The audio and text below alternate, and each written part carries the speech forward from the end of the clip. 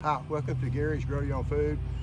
This video is going to be about the in-ground gardening and kind of orchard area. First thing I want to talk about, I talked about in the last video, this is another lychee tree that I had, not lychee, loquat tree. It's got a couple on it too.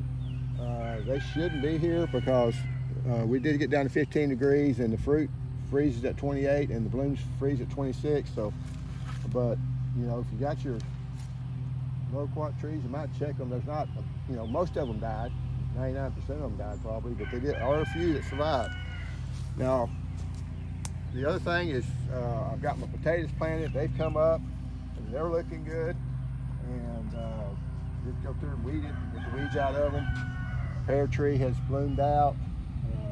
Got a few other pears are starting to swell, and hopefully they'll make some pears this year.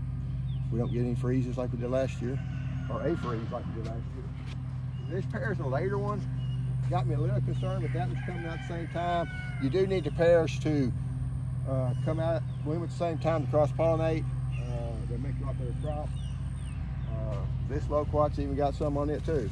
So, you know, we can get a very small crop of loquats, but we will get some. So, you know, if you're up in the Central Texas, Austin area, I think we would never make the crop. You might make a little bit. This is one of the rootstock that orange that didn't make the freeze. I'm kind of letting it grow, and I'll probably cut it down, but I see what the fruit. I want to see what the fruit tastes like, and if there's any good whatsoever. Here we got the onions. And I still got those, you know, I got some that look good, and those on the back look bad. I don't know why. I mean, the rows are pretty much each a different variety, if I recall right. I don't know if there's just a deficiency down there or what the deal is. I did get around to planting corn, and the corn is just now starting to pop up. So it'll be coming on pretty quick. You know, I checked it 2 days ago and nothing was up, so it kind of comes in quick. This is the plum trees that are coming in, and they're looking good. I got tomato plants over here, and I planted the watermelons on the other end. I planted well, it's Mississippi cob is the other name for it. It was a giant one. There was a orange colored watermelon that's basically not crimson sweet, but it's orange, that I got from Baker Creek. Mainstay cantaloupe, I planted one row of it, and there's another one I planted anyway. I planted like 3 different kinds of watermelons and one type of cantaloupe down there. This is my tomatoes. And this is the cherry tomatoes up here. They're looking good and growing. I'm gonna need to do something for its caging and do something with those. But I do have a fair amount of the radishes that's come back, but once it heats up, the radish is gonna die off, so I'm not that worried about the radishes causing a weed problem. I should be, but I'm not. There's the 2 pink brandywines. They were a little slower because they're a little bit later than the others. I had to replant those. Purple boy, there's a line of the paste tomatoes. Anyway, we'll turn back around this way. And this is kind of going out toward where I had more of the orchard part of the garden. And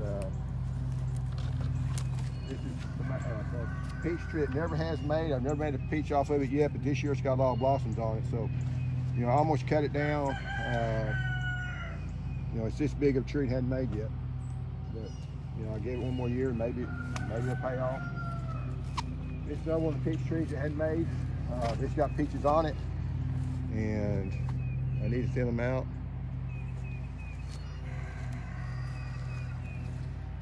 And I'm looking, it don't look like that's the plum curculio. You want to look on these things and see if you see that. If you see one, you need to spray it. It's one of the things that you just, if you're going to grow peaches in Texas, especially in the winter part of Texas, you're going to have to spray. Now, you might get by with it for 2 or 3 years, up to 5 years, but at some point that disease can come in the pumpkin curlews can come in.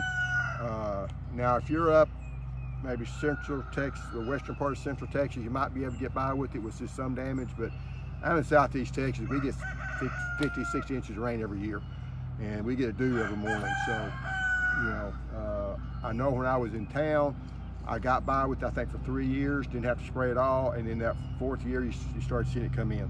And that's kind of what I've heard from other people that lived in wet areas, that brown rot is what will wipe you out.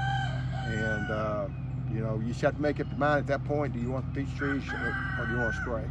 And now for the pumpkin curlew, there is a organic way, using Surround, but you got to spray it multiple times during the year. But it's, you know, it's just clay, and it's a special kind of clay that they use. And, you know, it's fairly effective. I think you might only lose 50% of the fruit, which, you know, you can do that and pick them off as they're doing. You know, that's a peach tree makes way more than it's ever going to produce. So, you know, that's doable, along with good, you know, good husbandry. You take all your any of the fruit that's mummified or anything, you pick up some of the leaves and stuff. I haven't done a good job of that this past year or two. This is my Chickasaw, I think this is Guthrie, plum tree. And come back up over here. This is the blackberries. This is the ponca. It's just now starting to put out some blooms on it, or put out the buds anyway. Now this Jiu-Jitsu is starting to put out some lemonade tree, starting to put out some blooms. So at least on this side of the tree, I've seen it. I haven't seen it on the other side yet, and it's starting to put out flush of growth, which is good. If you'll notice it, those blooms come from that flush. So if you don't get a flush in the springtime, you're not gonna get any fruit, looks like. Now, Primark Freedom is the other one. It's an earlier blackberry. It blooms earlier.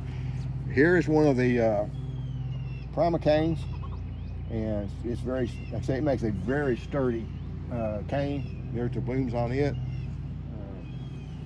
Here's some blooms that's opened up over here, and some of them's already starting to form the little berries. So, like I say, it's a very early starter. You got the berry there. Hopefully the birds and the other stuff won't, birds and chickens won't get in here. Chickens have been staying out, so I haven't had that much problem with them. This one is, I've planted, I think it's North Carolina giant cantaloupe. It's going to plant, roosters. I was going to plant some peppers in it, but just hadn't had time. I thought, well, I like cantaloupe, so I'll try that and see how it works. Over here, we've got the garlic. Now, this other garlic did not make. This is the kind of what's called Mexican garlic at HEB, and it did not do very well. So I went ahead and planted some brassicas in here. I don't know which brassica they are. Some of them may be cauliflower, some of them may be broccoli. It's just a mixture. I just planted them. And then you got the elephant garlic in the back, which is doing well, and looks like it's growing well. So we'll see if they produce. I do have a fair amount of fertilizer on this stuff, so it should really take off. That's about it for this part of the garden. Again, I really haven't gotten to the orchard. I need to do a video on it, of how it's going, but I said it was time to spend with it. But anyway, thanks for watching, and see you next time.